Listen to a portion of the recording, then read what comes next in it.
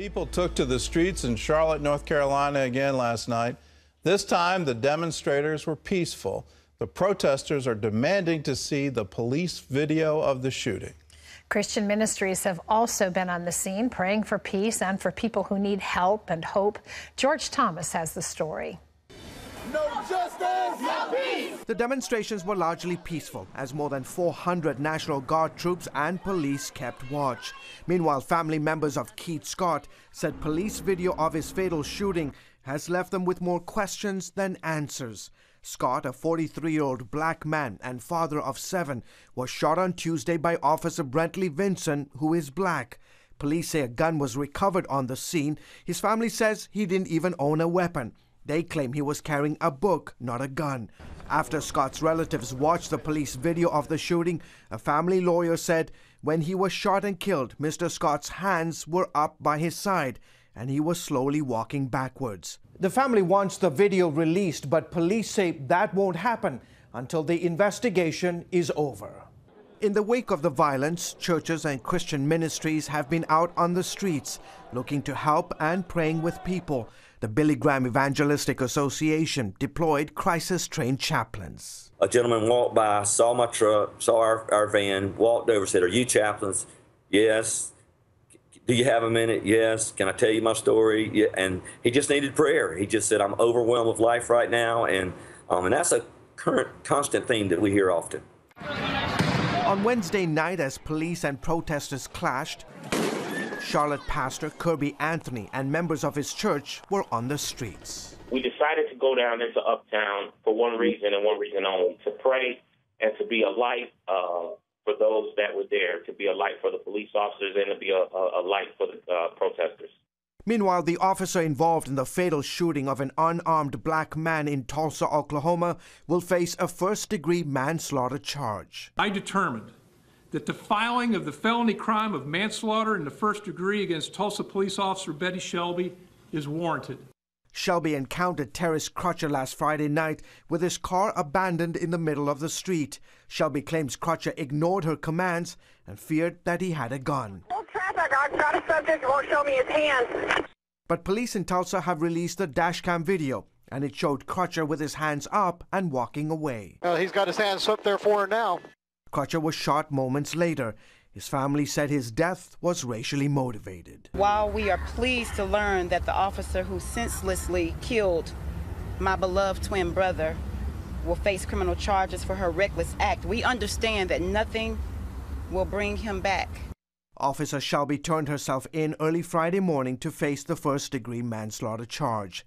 And both shootings have once again brought the issues of race and relations with law enforcement, along with how to handle police videos, back to the headlines in an election year.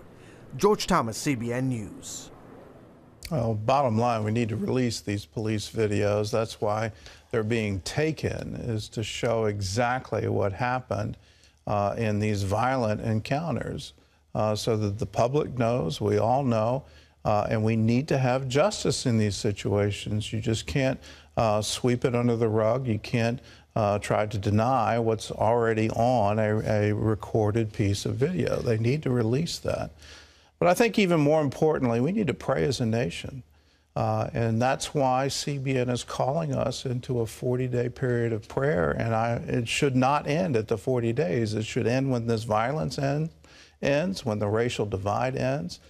We need to be one nation under God, indivisible, with liberty and justice for all.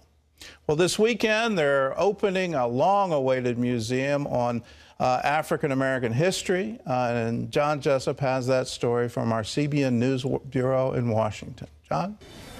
Thanks, Gordon. That's right. The story of one old country church and a slave revolt in the 1800s could provide clues on how to deal with conflicts our nation still faces today. The latest addition to the Smithsonian Institute, opening this weekend on the National Mall, will feature exhibits that highlight the journey from slavery to freedom, a journey paved in large part by faith. On this dusty Virginia road sits an old country church. You just feel the nearness of God here. So small that Persons United Methodist only opens its doors 2 Sundays a month. Family and longtime members filled the pews for its 178th anniversary. Mark Person organized the event.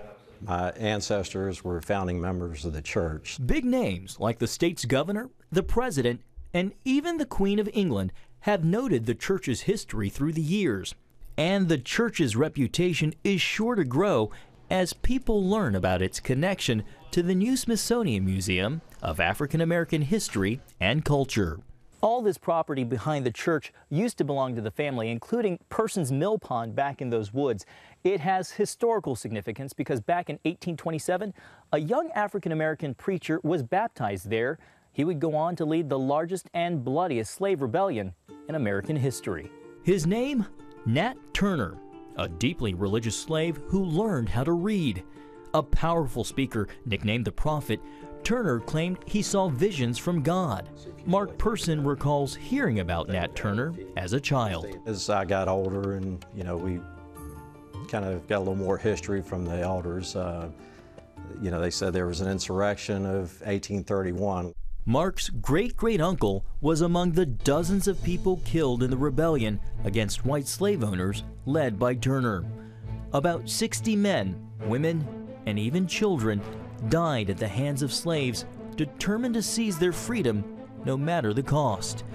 But 2 slaves helped save Mark's great-great-grandmother, who was 8 months pregnant. They were looking for her and they said, hey, she's run out the back, hurry. And they saved her life. If it hadn't been for that slave that night, wouldn't be telling the story. White militias struck back quickly to put down the rebellion and in turn killed 200 blacks. Turner surrendered 2 months later with a sword in one hand and a Bible in the other, which was passed down to the Persons. So since 1912, that Bible has been in the family. After 100 years of safekeeping, the family learned about plans for the new museum and decided the time was right to donate the Bible. We'd talk about, hey, that Bible maybe belongs where a few more people might see it. Although painful, Mark believes there are important lessons for all of us to learn from the past. God still has his hand on everything, and the slaves went through a lot. It had to be dehumanizing, and the families were split up. I've met some people that said that they equate it to the Nat Turner uprising as give me liberty or give me death. Mark speaks about his family history at college campuses and even had a chance to meet some of Nat Turner's relatives. He says it opened the door to reconciliation, a major goal of the new museum. Race and reconciliation is a part of what our hope is. It is my belief that everyone who visits the museum will come out of it different and better. A divided past through the lens of a shared history and a shared future. In other news, when the State Department declared that Christians in Syria and Iraq were facing genocide, many hoped support for those communities would follow, but it hasn't. So New Jersey Congressman Chris Smith has introduced bipartisan legislation that would provide relief to the victims of genocide in Iraq and Syria and hold accountable those responsible. Advocates are surprised legislation is even needed to pressure Congress and the president to protect whole communities facing annihilation. In the midst of this genocide, saving Christian and other communities that face extinction in Iraq and Syria is part of your mission. There is nothing unconstitutional, illegal, unethical, or unprofessional about prioritizing their need to survival as communities. They are innocent victims of a genocide. If these victimed communities are not receiving aid, you are not fulfilling your mission. Some also expressed grave concerns that the U.S. has accepted so few Christian refugees. Well, cutting-edge technology is helping archaeologists unravel the mysteries of an ancient biblical scroll. The charred remains of the scroll were found in Ein Gedi, Israel, near the Dead Sea in 1970. They sat in a storeroom for decades, too brittle to open.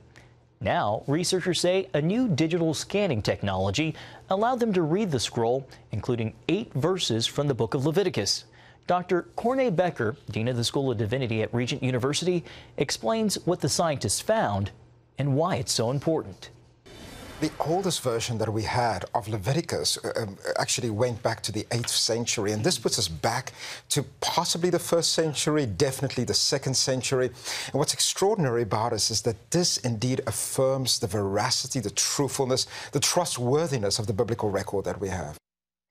Scholars say those verses are the first physical evidence that the version of the Hebrew Bible used today goes back 2,000 years to the time of Christ. Gordon, the wonders of modern technology. The wonders of modern technology, but even more important, the wonders that the translation of the Bible we have is accurate and goes back. We now have evidence of it going back to the Second Temple period. If this is truly dated in the 1st century A.D., this is the text that was used during the time of Jesus. The earliest one before that is called the Masoretic text, and 8th, 9th century is the oldest versions of that, where we still have scrolls from it. Now we can go back all the way to the 1st century because this version matches that text letter for letter in those chapters in Leviticus. And so that establishes that what we've been using for the English translations of the Bible, at least the first 5 books of the Bible, goes all the way back to the Second Temple. That's a big deal. Well, here's the other thing that I think is so fascinating for the future. There are lots of other scrolls and findings that were as damaged as this one and therefore couldn't ever be unraveled and read. They've just been preserved. So this process. And so now the technology is there to read them again. Look forward to that. That's wonderful.